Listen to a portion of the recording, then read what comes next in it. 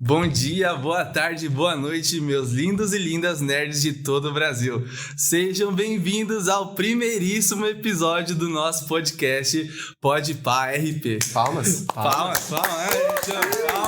isso. Efeito de palmas, tá ligado?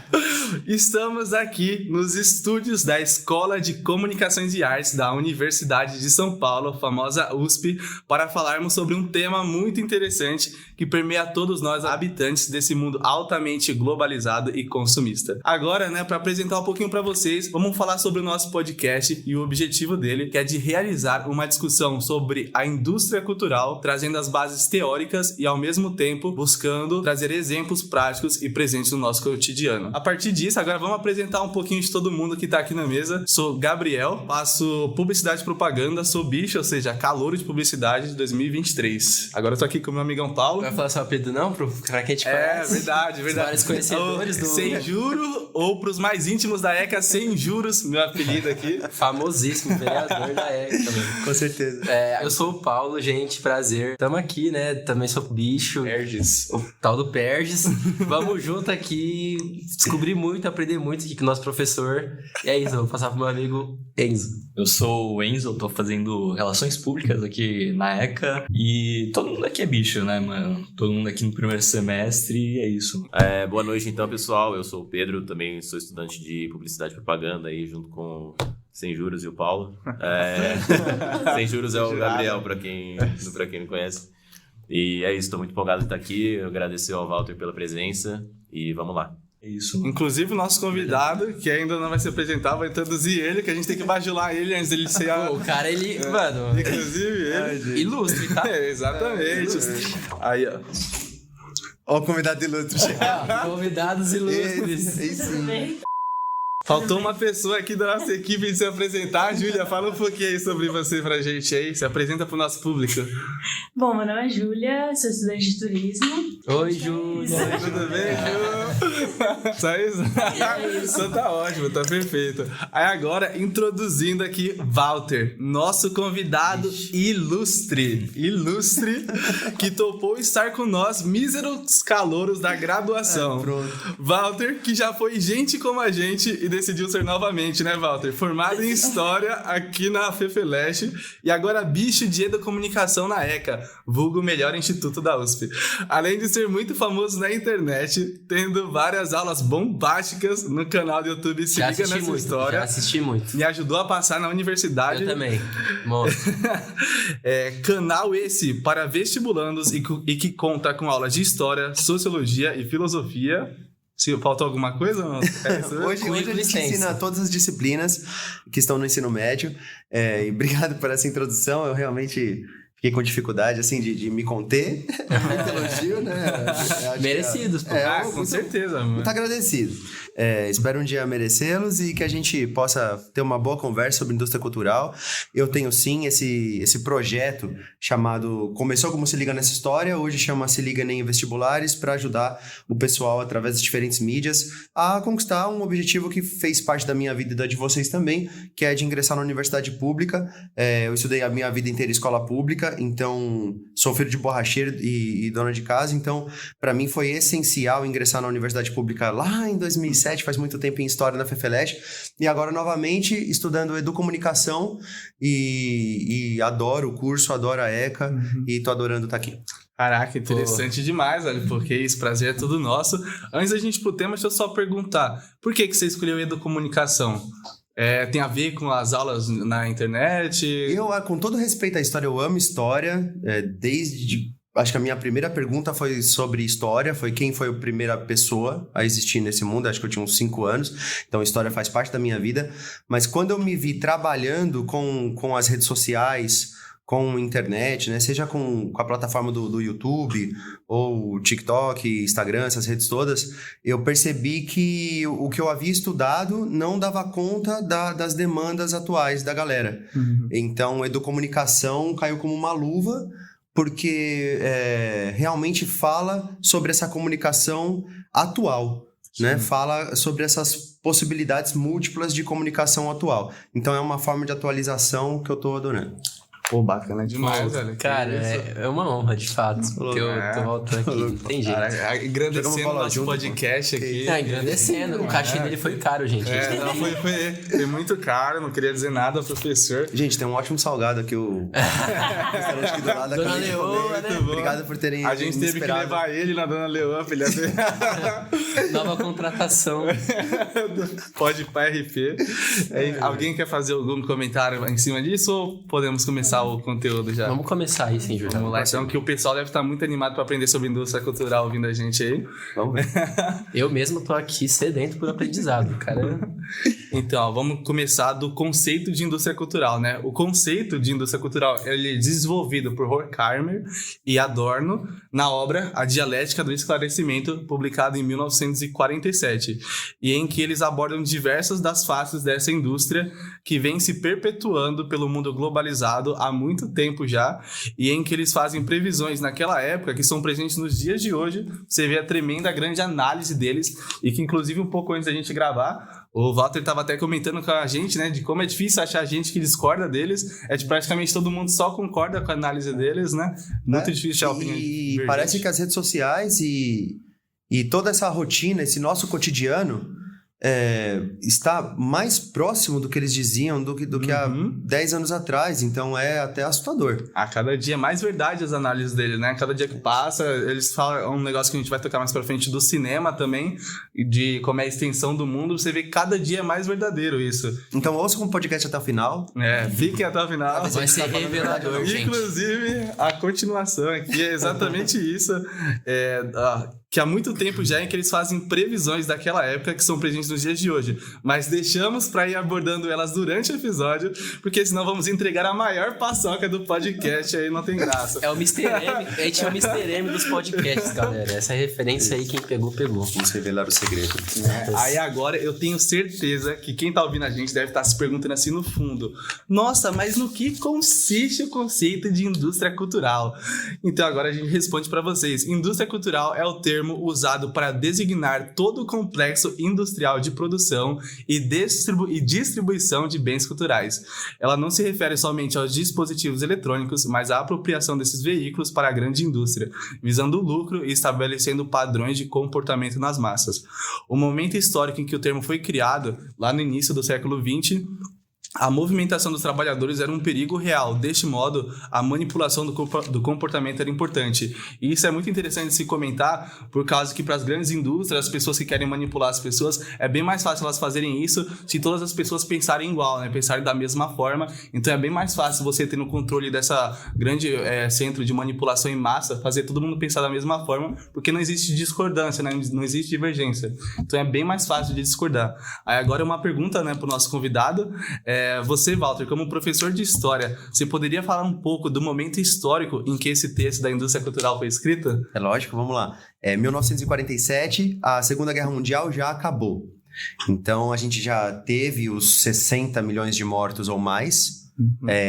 O mundo inteiro está em choque e abalado economicamente e psicologicamente, por que não? Então a gente tem um momento de muito medo. Certo? A gente tem esse fator social. As pessoas estão preocupadas porque a partir do momento em que a Segunda Guerra Mundial acaba, a gente tem um novo conflito ideológico forte, que é a Guerra Fria, e do nosso lado, então para quem é brasileiro, a gente percebe logo no governo do presidente que era o presidente da época, o Dutra, né? Era um militar, ele veio depois da ditadura do Vargas, colocou uma nova Constituição e ele fecha o Partido Comunista Brasileiro, ele rompe relações internacionais com a União Soviética e se aproxima dos Estados Unidos. Então a gente está inserido nessa Guerra Fria. Não é quando a gente fala de guerra, às vezes parece algo distante, mas quando a gente fala da Guerra Fria, o Brasil está inserido nela, ele é um território importante para tanto os Estados Unidos como para a União Soviética, então a gente vai receber muito da indústria cultural norte-americana, estadunidense. E tanto uma pessoa até me perguntou esses dias lá no meu bairro, da Zona Leste de São Paulo, me perguntou assim, você não tem medo desse novo momento de uma invasão da China? Aí essa pessoa me perguntou, você não tem medo desse novo momento político brasileiro, de uma invasão ou de uma maior influência chinesa? E aí eu perguntei para essa pessoa, Olha, eu já acho que a gente é influenciado, né? A gente não tá num campo neutro. Quando eu ligo o rádio, eu escuto uma música com um idioma inglês. Quando eu ligo a TV, eu vejo um filme também em idioma inglês, produção estadunidense. Quando eu vou num shopping, e olha a palavra, né? Shopping, né? A gente não fala bazar ou tenda, fala shopping. Bazar é... Eu tirei de jogo de videogame, talvez. E a gente já tem tanto dessa cultura estadunidense que a gente nem percebe. Então, a indústria cultural ela é muito louca, porque uma parte é o que a gente tá consciente e outra parte a gente nem tá, não dá tempo da gente perceber o volume, né, o peso de influência que acontece a todo momento. Então, 1947 é uma época muito, como é que eu posso dizer, de opostos, né? Uma época de ambiguidades, uma época de polarização, olha aí, né? De alguma forma não deixa de ser uma polarização como a gente vive hoje em dia. Caraca, bacana demais. É aquilo que dizem, né? O passado, né? Ele muitas vezes reflete o futuro. O que você estava falando, né? Essa questão de shoppings, essa invasão, né? Cultural que teve. Como eu sou da música, né? Eu vou trazer uma situação, né? Que nos anos 60, tipo, quando começou a introduzir músicas com... o tipo rock, músicas lá de fora, teve muito... Não sei se você sabe essa história, teve muita resistência, né? Teve uma rixa entre artistas, tipo, de um lado tava Elis Regina defendendo a música brasileira, assim, e do outro lado os tropicalistas, tudo tipo, não, vamos trazer essas questões novas, essas influências. Então é muito interessante como que hoje a gente, por osmose, assim, já tem muita coisa na nossa cabeça que nem é daqui, e que a gente acha que é daqui, tipo, e que não, na verdade, são coisas que foram introduzidas ao longo do tempo, né? Perfeitamente. E aí causa até uma sensação de angústia quando você para refletir. Então, peraí. Então, às vezes, eu gosto de futebol porque me enxotaram o futebol desde que eu nasci, talvez. E aí você começa a se perguntar até que ponto a minha identidade ela foi formulada pelos outros, né? Então, a indústria cultural, ela pega forte porque ela chega até ao ponto da nossa identidade, né? Nossa, essa parte foi muito importante da identidade. Porque, na verdade, a gente tem aquelas teorias, né, de tábula rasa, né, que a gente não nasce com uma personalidade formada, que vai se desenvolvendo, a gente, na verdade, vai, né, pegando influências, né, e é muito engraçado como a gente... não são coisas nossas, né, de fato, né, ou coisas da nossa família, né, são coisas que muitas vezes a gente aprende na TV ou aprende em outros lugares, né, escutando rádio, né, pra quem escutava rádio. Infelizmente, hoje ninguém escuta, né? Brincadeira mesmo. E que, na verdade, são coisas que, no fim, formam a nossa personalidade. E é geralmente numa fase da vida bem importante, que é a adolescência, né? Sim, verdade. Você pode ver que hoje em dia tem muita influência coreana. Caraca, muito forte, muito nessa forte. parte da vida. Então, Sim. a gente tá o tempo todo sendo influenciado, né? Sim, e é engraçado, assim, por exemplo, você vê essas pessoas que têm pegam culturas de fora, né, por exemplo, a coreana, ou sei lá, em outros tempos, os emos, né, da vida, os góticos, tipo, que não são culturas do Brasil, assim, Sim. e que a pessoa vai lá de preto na rua, toda assim. Nossa, cara, que legal você falar isso, porque eu cresci com amigos góticos e era muito engraçado, porque eu não me sentia confortável em nenhuma tribo, assim, a ponto de colocar aquela roupa da tribo, né? E aí eles andavam todos de preto, assim, num calor danado. E muita roupa, jaquetão de couro. E uns coturnos que vinha até o joelho. 40 graus. E a galera buzinava, enchia o saco deles. E eu do lado, era complicado, porque eu me sentia ofendido por eles, mas eu achava engraçado também. Era confuso. Então, tem o lado engraçado disso aí. Teve uma coisa que você comentou também que eu achei muito interessante quando você começou a falar do contexto histórico, que você falou que era uma época de muito medo das pessoas. Inclusive, achei isso interessante principalmente porque em um dos outros trabalhos que a gente está fazendo, eu estou analisando, né, a manipulação das pessoas através de personagens midiáticas, e uma das falas do livro que eu li fala que uma das melhores formas de você manipular as pessoas e influenciar é apelando pelo uso das emoções, e o medo é uma das emoções mais fortes, mais predominantes dentro das pessoas. Então as pessoas em estado de medo, elas querem recorrer muito a um refúgio, né, um certo refúgio, e elas têm momentos de fragilização emocional, o que facilita muito que você pode usar esse medo para te fragilizar fragilizar ela, aprender ela dentro de produtos de entretenimento, que eu ia citar uma, a gente vai citar ali mais pra frente. Então achei muito interessante você ter ressaltado esse fato desse medo na época, e só mostra a maior facilidade do início dessa análise deles de manipulação. E você tocou num ponto que traz de volta os autores, porque eles trabalham a ideia de que a indústria cultural faz com que o sofrimento seja também monetizável, né? Seja também um produto. Então, a gente percebe isso até por filme de cinema mesmo. A gente vê em vários filmes, a gente quer ver o conflito, a gente quer ver o confronto e o sofrimento alheio. A gente paga pra ver sofrimento, né? Então tem tudo a ver. E a gente consegue mudar o nosso comportamento, a nossa perspectiva de mundo, porque tudo é normal, né? Tudo é normal. Tudo é pra gente virar espectador. Só aceita, só engole o remedinho de hoje, sabe? Perfeito, E leva. perfeito. E isso, indo nessa linha também, vai muito com programas policialescos que acontecem há anos, Claro. né? Da Atena, Marcelo Rezende, sempre tem essa linha de programa na televisão que afeta muito, mesmo que inconscientemente, o comportamento das pessoas. Porque, por exemplo, eu vim do interior, né? Então, quando eu mudei para São Paulo, minha mãe ficava, nossa, São Paulo é o caos, porque é enchente, é roubo, é assalto, Errada é ela não tá, assassinato. né? Tem um Não, pouco de verdade. É porque o viés de disponibilidade nesse programa só passa isso, né? Então ela pensa sim. que aqui é o fim do mundo, tá? Se resume a isso, Tá né? caindo bomba, acho que tá acontecendo uma coisa muito bizarra, mas quando você vem pra cá, você vê que existem, são fatos que existem numa metrópole, né? Mas não é também, né?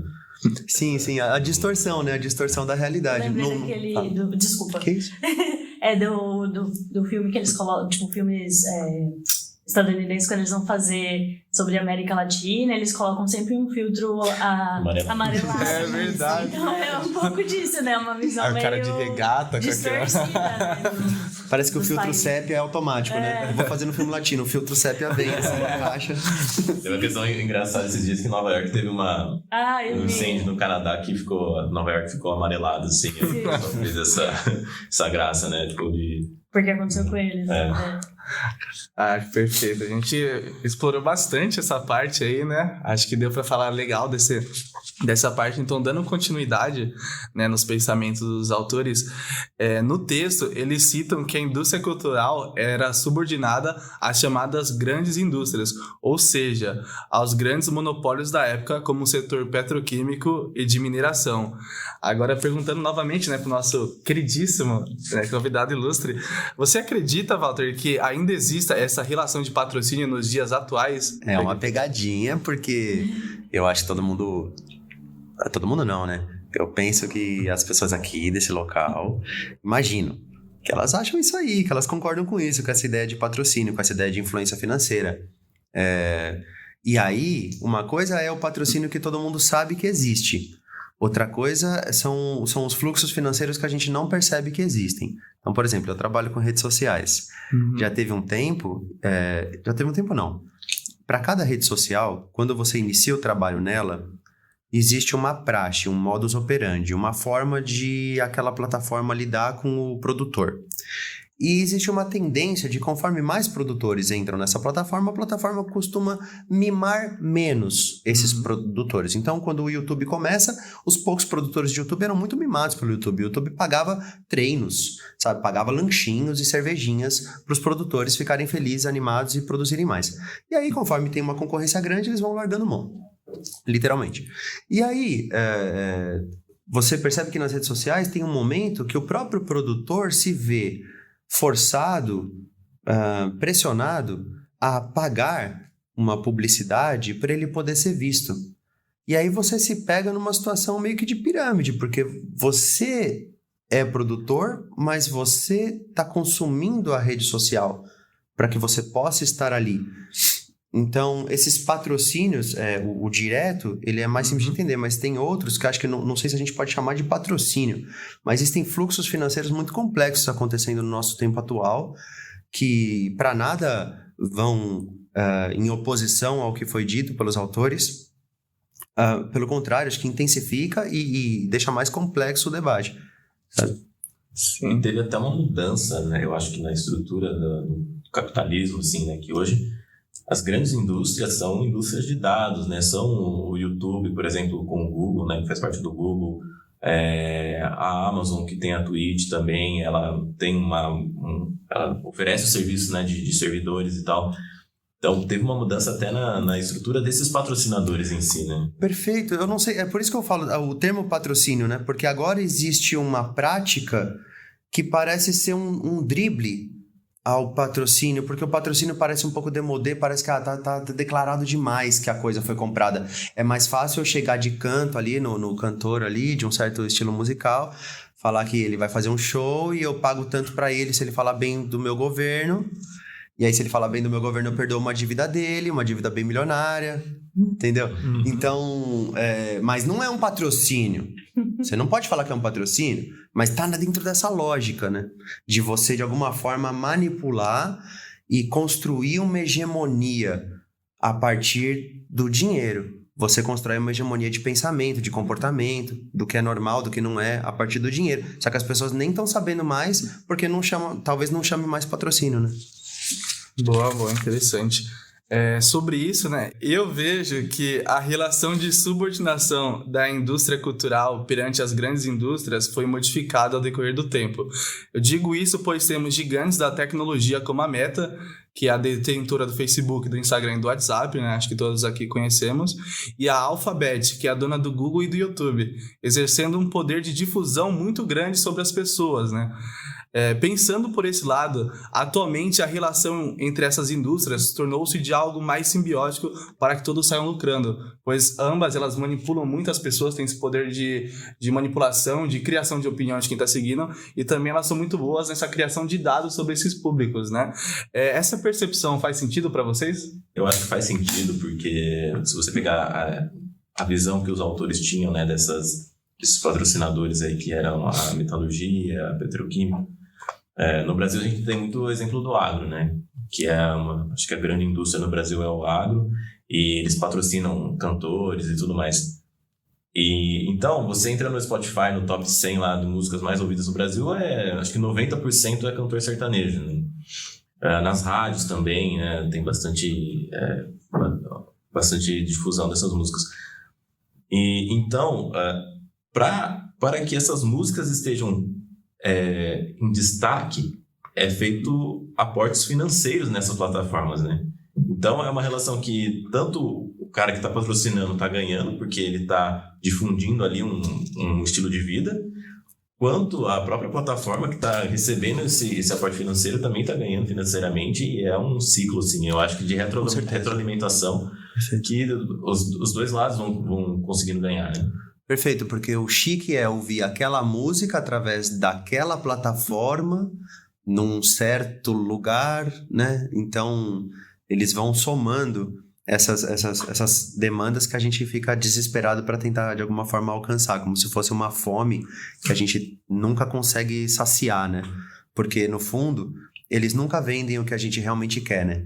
Então, quando eles vendem uma ideia de seja até mesmo música, mas principalmente algo mais material, a propaganda da coisa material nunca é ela mesma, né? Propaganda de um refrigerante não é a pessoa indo lá tomando um refrigerante. Tem muito mais que isso na propaganda, né? Tem toda uma emoção de, nossa, que refrescante e que legal estar aqui com esses meus amigos jovens nesse dia de sol. Então, voltando para a ideia do patrocínio, o que você falou, das empresas, da simbiose, de que forma será que elas ganham com isso? Eu fico pensando na coisa do login. Quando você entra, às vezes, num site, te pede, você quer entrar já por aquela outra plataforma, ou por aquela outra, ou por aquela outra? Verdade. Aí você fala, eita, verdade. É todo mundo amigo aí, hein? Parceria é forte aqui. Todo mundo... Best friends. Pois meus dados vai para vai para geral, é isso mesmo? Então, sim, eu acho que cada vez mais o capitalismo ele se desenvolve, lógico, Isso não quer dizer que ele vai para cima ou para baixo, né? Essa ideia seria positivista. Inclusive, essa galera da indústria cultural, tem uma coisa que essa galera detesta, é positivista. Exatamente isso. Então, já que a gente já citou bastante do como ela funciona, acho interessante também a gente citar os efeitos sociais da indústria cultural, né, nas pessoas. E aí, para isso, a gente também volta no texto, né? Onde os autores, eles verificam que as obras distribuídas pela indústria cultural não oferecem a possibilidade de interpretação pelo indivíduo. Completo contrário. Isso ocorre porque o significado daquele produto já vem mastigado. Ou seja, o espectador não possui uma interpretação própria. A própria indústria cultural, ela é a transformação, né, da cultura em um produto, né? Então, tipo, é totalmente isso. Walter, você concorda que, tipo, isso é verdade e que isso ainda ocorre? Concordo e acho assustador mesmo. E acho que o campo... Eu vi um vídeo da... Ai, meu Deus. Esqueci. Da Rita Von Hunt. Que é maravilhoso. E ela fala sobre isso. Rita Von Hunt? Que o espaço de luta é psicológico. Porque o desejo de consumir, ele é diário. Eu vou falar por mim. O meu desejo de consumir um fast food, de consumir entretenimento, é diário. Eu acho que a gente tem que enfrentar esse volume de influência de todos os campos possíveis, porque a gente começa a achar normal que a vida seja um estado de busca por prazerzinhos, assim, né? Por espetáculos. E só que, por coincidência, todos eles têm um preço. E aí você fica nessa dança, né? Então, sim, concordo plenamente. E aí volto para aquela conversa. Eu não sei se ainda é possível a gente se opor a essas ideias. Acho que, pelo contrário, essas ideias estão se proliferando de algum modo. Estão se intensificando. Eu acho que o poder do capitalismo, eu não sei mais dizer se existe algum espaço onde ele não esteja, sabe? Eu consigo ver resistência a ele, mas eu não sei se existe ausência dele em algum lugar. Nossa, perfeito. Caraca, profundo. Uma reflexão fortíssima. Um reflecom aqui. Isso se reflete também, né?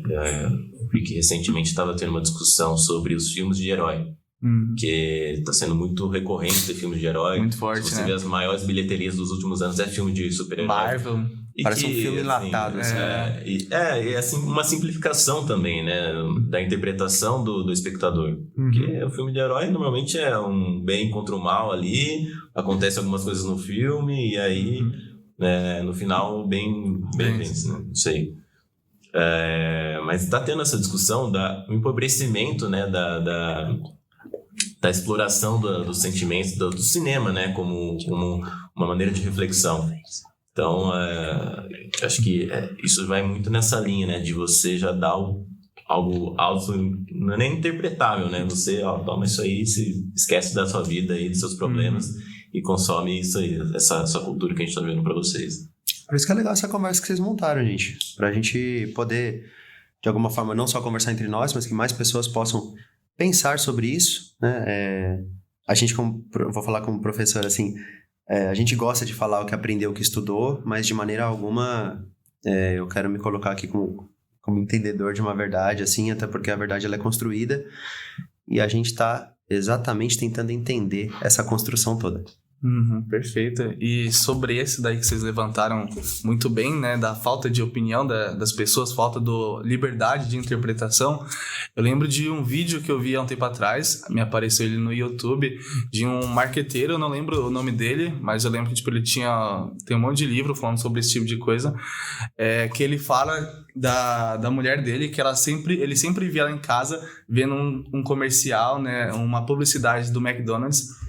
que tinha uma criança, acho que era criança comendo, e tocava musiquinha de fundo, tipo, os novinhos estão de parabéns, e ela sempre cantava essa música pro filho dela enquanto, tipo, ia dar comida pra ele. A todo momento isso, né? E aí um dia ela andando com a mãe dela, passou na frente do McDonald's, ela se lembrou dessa publicidade, né, dessa música, e ela sentiu vontade de comer o McDonald's. E na cabeça dela, tipo, ela sentiu vontade de comer o McDonald's por pura espontânea vontade dela, e não por um processo longo de, tipo, da própria marca McDonald's tentando influenciar ela, fazendo ela associar, tipo, a marca com os momentos de felicidade com o filho, para que quando ela visse o McDonald's, houvesse um estalo para ela comer o próprio lanche do que tocava a música dos novinhos estão de parabéns. Então a gente nem tá num contexto mais de desconfiar da empresa. Esse momento já passou. A gente já tem que começar a desconfiar de nós mesmos, do nosso desejo. Exatamente. Porque a empresa já tá dentro da gente. Tipo, ela já controla até o que a gente vai sentir, entendeu? Vários mecanismos hoje em dia dentro da publicidade, a gente como publicitário, a gente tá tendo contato com alguns,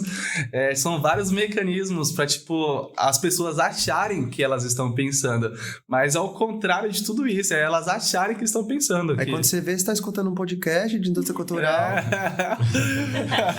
E o bom é, nós somos proprietários nesse assunto, porque aqui a boa parte está se formando em publicidade. Então nós estamos aprendendo esses mecanismos que a indústria cultural usa. São gatilhos, né? Eles criam gatilhos na gente para que quando a gente vê aquele signo, né? Tipo, o signo do McDonald's, Na hora. você já tem um gatilho de consumir. Em mim bate forte. E Poderosíssimo, né? é complicado isso, cara, sabe? É meio que uma visão maniqueísta, assim. Às vezes eu olho no McDonald's e falo, não, me proteja, Senhor. Me proteja, essa tentação. É complicado, gente, é complicado. E já diria minha mãe, o inimigo é ardiloso. O McDonald's tá lá, vermelho e amarelo. Já tem as coisas da psicologia das cores que eles falam, né? Daí você começa a estar na sua cabeça vindo, os novinhos estão de parabéns. Você fica, caramba, você lembra que é o lanche de cheddar, né? Desse comercial. Você, caramba, quero comer um cheddar, mas por que, meu Deus? Eu tô com gastrite, no meu caso. E daí você não pode. Não, e depois rola um arrependimento típico, né? Uma ressaca moral, assim. E aí, de você novo, percebe, talvez fiz isso. O seu desejo era até maior do que a própria... Quando você sacia aquilo, você... Meu, não era aquilo que eu tava buscando. Perfeitamente. Era uma sensação que eu elaborei na minha cabeça, mas que ao comer o lanche não me fez satisfeito como pessoa, né? Então isso é muito na questão do desejo, né? Que a mídia vai também... Me venderam uma felicidade que não veio. Eu tô sentindo um negócio estranho aqui dentro, isso sim. Sobre o que ele falou, só pra pouco de repente continuar, tem muito essa questão, né, hoje, nos nossos tempos, da obsolescência programada, né? Então, eles criam esse sentimento de você querer saciar, né, alguma necessidade que eles criaram também, que é induzida, mas que depois que você sacia aquilo, você já quer de novo, porque é tudo, que nem já falamos de enlatados e tal, mas é tudo coisas que tem que se retornar, senão por que você vai comprar de novo, né? Porque como eles iam lucrar? Eles lucram na sua obsolescência programada, assim, da sua saciedade e da sua necessidade, né? Que nunca tá... É uma insatisfação permanente. E aí surgem modelos novos de coisas que você já tem pra justamente... E pega quando você tá realmente assim, sozinho, carente, ansioso. Nessa hora você é tão frágil pro sistema, sabe? Nessa hora você quer comer aquela coisa mais gordurosa e açucarada. É muito louco, né? Quando você tá bem, com pessoas que você se sente bem, você pensa menos em consumo, né? Que coisa. É a fadiga do pensamento, né? Tipo, que quando você tá no supermercado, eles brincam muito com isso, né? Tipo, de eles colocarem você procurando dentro do supermercado coisas que você precisa pro seu dia a dia, e quando você bate essa fadiga e você tá na fila do supermercado pra pagar as coisas, e tem as coisas tipo chocolate, salgadinhos, Tudo a ver. Tudo a ver. Muito bem posicionado, né? Aquelas embalagens que brilham, né? Vai chamar a atenção. Então, um outro efeito, né, além dessas que a gente já comentou, o outro efeito que a indústria cultural proporciona foi a aplicação do chamado fetichismo de mercadoria nos bens culturais.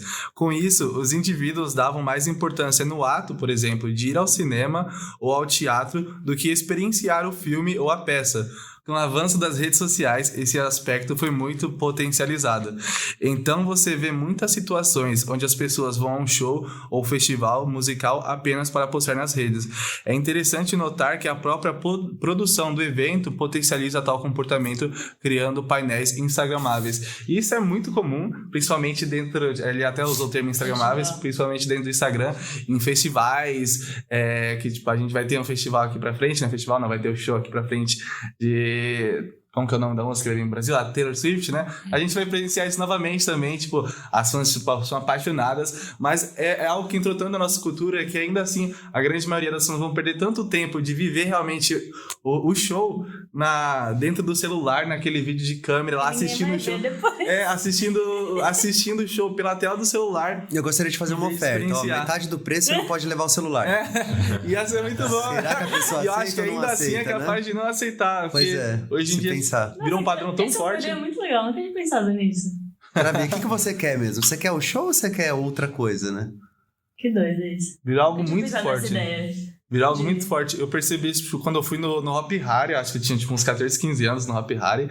E tipo, eu fui com a minha escola, e aí ficava gravando tudo. E aí uma das professoras que tipo, tava lá responsável pela gente falou, né? Se eu ia curtir o Hop Hari, você ia ficar gravando no parque. E eu tenho muito esse negócio de gravar. Quem me conhece sabe, todo mês eu posto o vídeo da minha vida no Instagram. Então, tipo, acho que às vezes eu acabo vivendo mais nas gravações legal, do cara, que nos você tá momentos. Pronto pra essa atividade aí. Cara. Eu tenho dificuldade com isso de registrar o dia a dia. É legal que você tem facilidade, gostaria de ter também. E vou para aumentar a nota aí, professor. Eu vou. Professor, tá ouvindo ainda, né? Vou falar do Walter Benjamin, né, cara? Que então, você falou de teatro. O teatro, ele ainda. A menos que você grave a peça e leve pra fora, mas aí deixaria de ser teatro. O teatro, ele mantém a aura, né? O teatro, ele mantém a tal aura que a indústria cultural, de alguma forma, destrói. Até alguns teatros você não pode, né, gravar, porque... Em teoria, não, né? Não, mas acho que quando você tira do teatro, deixa de ser teatro já, né? Vira um vídeo, né? Você tá vendo um vídeo, né? Mas aqui, falando ali do teatro, né?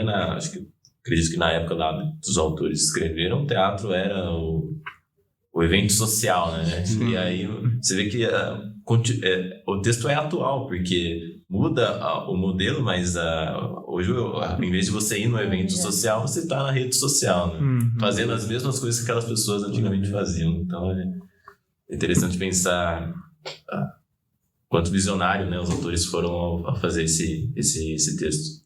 Sim, sim. E além disso, né, até em contrapartida que eu vi um Reels no Instagram esses dias, né, e vai fazer muito sentido o que eu vou comentar agora, era de as pessoas, né, quando saem do cinema, tipo, muito tarde, tipo, meia-noite e pouco, 1h e pouco, elas ficam durante muitos minutos na sensação de como se ainda não tivesse saído da tela de cinema. Fica andando pelo shopping lá e ainda fica aquele processamento como se ainda estivesse dentro do filme.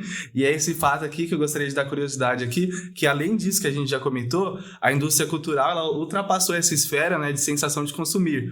Hoje em dia, esses produtos da indústria cultural são tão fortes que às vezes eles agem como um prolongamento da vida cotidiana.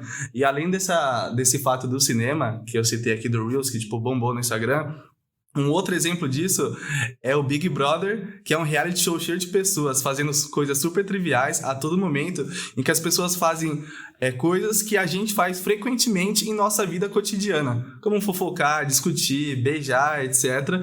E para a internet, com várias pessoas consumindo esse conteúdo e pagando assinatura para ter contato disso 24 horas por dia. Ou seja, as pessoas hoje em dia, elas conseguem viralizar a internet, criar grandes debates, grandes comunidades de pessoas fazendo coisas que a gente faz na nossa vida cotidiana. Então, acho que a indústria cultural ela conseguiu criar esse negócio de ser um prolongamento da nossa vida, tipo, pelo menos passar essa sensação de ser isso. E a falsa ideia de que a gente tem controle sobre tudo, né? A gente tem controle sobre a vida do outro, porque eu decido quem continua no programa, quem não continua. Quem eu vou cancelar, quem eu não vou cancelar. Então, existe a ideia de controle. Eu pago para assistir isso nesse lugar, desse jeito, nessa temperatura. E tudo que acontece de fora do meu controle, eu tenho ojeriza e eu vou fazer de tudo. Eu pago muito dinheiro para ficar longe do incontrolável, né? E aí você mora dentro de um condomínio, porque você também se protege da vida, né? Das pessoas, dos seres humanos. Então tem essa ideia de você também transformar em comércio essa falsa ideia de controle do ambiente das pessoas, né? Perfeito. Alguém gostaria de fazer também os comentários aí dessa parte final dos efeitos sociais pra gente já se encaminhar pro fechamento do episódio? Uma palavra que eu tava pensando sobre tudo que vocês trouxeram agora, tipo, o Big Brother, falou do condomínio, são todos simulacros, né? Tipo, da realidade, né? A gente não... Cada vez mais as pessoas se distanciam e ao mesmo tempo elas querem se aproximar através de outros meios, que são mercadorias, assim. Então, o que vai aproximar? Eu, daquele famoso, eu tá votando nele no Big Brother, tá interagindo com ele na rede social. Só que o famoso mesmo, na vida real, ele se protege de todas as formas daquela pessoa. Ele quer uma interação superficial, né? Superficial e virtual daquilo. Ele não quer, muitas vezes, o contato ali, tete a tete com alguém. Ele quer o like, né? Ele quer aquela métrica, né? Que a pessoa pode oferecer. Só que, como você falou, o cara vai lá, na realidade ele vai viver num condomínio totalmente isolado, né? Ele vai ter 30 seguranças perto dele. Então, hoje em dia tem muito esse distanciamento, né, físico, mas para uma aproximação, assim, virtual, né? Que é uma camada sobre a nossa realidade, que não tem como ser ignorada. É uma coisa que eu penso muito no dia a dia, é que, na realidade, né, a gente vive mais o que não está sendo visto, né? O que está nas redes, o que é implícito, do que muitas vezes a realidade. Então a gente está sempre gravando, está sempre fazendo uma ação que não é natural do momento, né? A gente está vivendo essa questão que é, digamos, metafísica até, sabe? A gente não está vivendo muitas vezes a realidade presente. Então, isso também cria, né, gatilhos, né, sobre o que a gente já falou também, né? Por exemplo, que a gente muitas vezes fica ansioso se a gente está longe do celular, né? Se a gente tá longe Porque parece que a gente tá se distanciando e tá fora da própria realidade. Só que a realidade é o que você tá vivendo naquele momento. Só que as Big Techs, né, as tecnologias fazem a gente acreditar que a realidade é o que tá aqui dentro do seu smartphone, né? Que a realidade é aquele presente eterno, né? Sempre tá acontecendo alguma coisa, né? Sempre tem uma notícia nova, tem uma fofoca nova, que nunca tá no seu presente, sempre tá nesse mundo, né, que é metafísico, assim, dos dados, sabe? Então, e a gente que tá nessa bolha que estuda o conceito indústria cultural, a gente se pega agindo como querem que a gente haja. Imagina se você não tem a oportunidade de refletir e questionar esses conceitos, você acaba, agindo o tempo todo, né? Como vai na manada, acaba agindo... E aí volta para a ideia de sociedade de massa, né? Como eles conseguiram, né? 100 anos depois, dá para dizer que eles conseguiram fazer populações gigantescas ficarem bem de boa. Falaram aí da resistência dos anos 60, né? A novos instrumentos musicais. Não que isso seja bom ou ruim, mas eu vejo hoje talvez menos resistência política do que nos anos 60. Então parece que o plano tá dando certo, o projeto continua.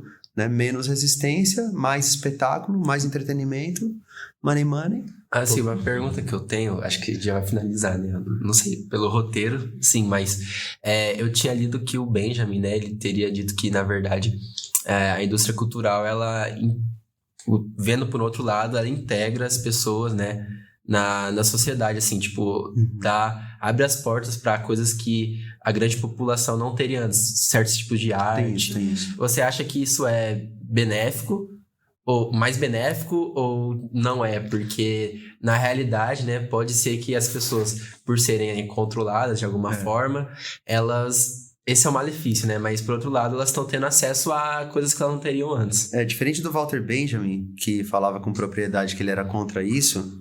Eu não me sinto na propriedade nem de falar de que apoio ou não.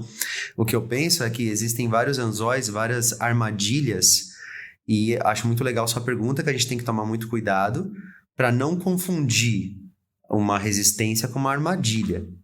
Então, acho que esse é o ponto, essa é a mensagem. Eu tenho interesse em viver numa sociedade em que as pessoas caem menos em armadilhas. Agora... eu também tenho interesse em ver as pessoas utilizando o que elas podem, o que elas têm acesso, para elas terem uma vida que elas se sintam bem, que elas se sintam pertencentes a essa sociedade também. Então também tenho preocupação com um discurso ou prática elitista, sectária, que faz com que só quem tem um certo estilo de vida possa usufruir, né, de certas benesses. Eu gosto da ideia de democratizar também, por que não, a cultura, né? É interessante que a gente tenha uma cultura democratizada. Agora, a gente gostaria de que ela fosse democratizada de verdade. Então, eu gostaria de que as pessoas de fato tivessem acesso a poder produzir um canal de TV, né? Sem ter que ter uma concessão do governo que só quem tem família de elite aí consegue, né? Uma rádio também. Eu não aguento ligar a rádio do carro aí, com todo respeito aí põe na Jovem Pan. Desculpa, gente. Tinha que ser a Jovem Mas Pan. parece assim que eu me teletransportei pro sul estadunidense do século XIX. Sabe? Eu fico assustado, assim, falo, meu Deus, essa galera ainda pensa isso? E aí eu troco de rádio um pouco impactado e assustado. Então eu espero que um dia seja de fato democrático, que de fato as conquistas sociais não sejam só armadilhas, né, vendidas por algumas indústrias. Pô, achei interessante. Acho que a gente abordou bastante tudo que tinha para abordar de indústria cultural. Acho que foi um episódio bem completo para quem vai assistir a gente, a entender sobre os conceitos, como funciona e os impactos. Então, agora, começando já os agradecimentos, gostaríamos de agradecer ao Walter, né? Novamente, nosso convidado ilustre. Palmas pro Walter. Ele não merece só palmas, ele merece Tocantins inteiro. Homem romântico aqui do nosso lado. Então, vamos estar aqui com a gente, dividir o seu conhecimento. E achei muito legal, principalmente quando ele começou a falar pela primeira vez, né, a trazer a abordagem histórica. Achei muito da hora. Eu estava presenciando ele fazendo o que eu via no YouTube, né? Nossa, achei muito foda. Eu achei, tipo, surreal, porque eu lembrei de uma amiga minha que quando eu conheci o canal dele, eu mandei pra ela, aí ela amou o canal, inclusive quando o podcast estiver pronto, eu vou jogar na cara dela. Estava com o homem ao vivo. Eu pude presenciar pessoalmente, tipo, muito incrível. Passei 2022 inteiro vendo muitos vídeos seus, pô. Nossa, tipo... Um agradecimento ao Walter por estar aqui, mas também por fazer o seu trabalho, que ele é muito importante. Eu nunca agradeci pessoalmente, mas seu trabalho é incrível. Legal falar isso, vou registrar aqui uma certa síndrome do impostor. É tanta responsabilidade, existe tanta tensão em você passar uma comunicação, muita responsabilidade social. Então, ainda que eu veja um vídeo antigo, me dá uma paura danada, eu vejo um monte de bobagem que eu falei. Então eu fico feliz aí que de alguma forma possa ajudar, estamos juntos, somos estudantes, aí eu me sinto um estudante eterno, então é engraçado, vocês falam assim, professor, e aí eu sei que eu sou professor, mas eu, sei lá, me vejo mais como estudante pra sempre, assim, então estaremos juntos aprendendo o tempo todo. Pô, obrigadaço, você é demais, é doido. E gostaríamos também de agradecer a equipe técnica do CRP e da ECA, que nos ajudou aqui nos fornecendo estúdio e equipamento. Gostaria de agradecer também a participação de todos os integrantes do podcast, que se quiserem fazer algum comentário rápido pra gente poder encerrar, que contribuíram muito no desenrolar desse episódio. Obrigado ao Walter, de verdade. Eu ia falar só pra ele, se ele quiser divulgar. Se você quiser divulgar, né? Por favor, sociais, seu canal uma vez. Interessante, posso sim, ficaria feliz. Depois eu vou escutar com calma, porque eu me empolgo nas conversas, né? Aí amanhã eu vou escutar essa conversa, ver o que eu fiz. Aí, se deu tudo certo, eu compartilho sim. Mas você não quer falar, deixar pra depois. Então, qualquer coisa depois a gente faz um áudio no final falando. Bom, meus nerds queridos do coração. É isso. Espero que vocês tenham gostado desse episódio. Espero que tenha sanado todas as suas dúvidas a respeito do que é a indústria cultural, seus funcionamentos, seus impactos sociais. Quem sabe futuramente, em outro trabalho, a gente faça um novo episódio desse podcast. É isso e tchau pra vocês. E palmas agora pra gente. Obrigado, galera.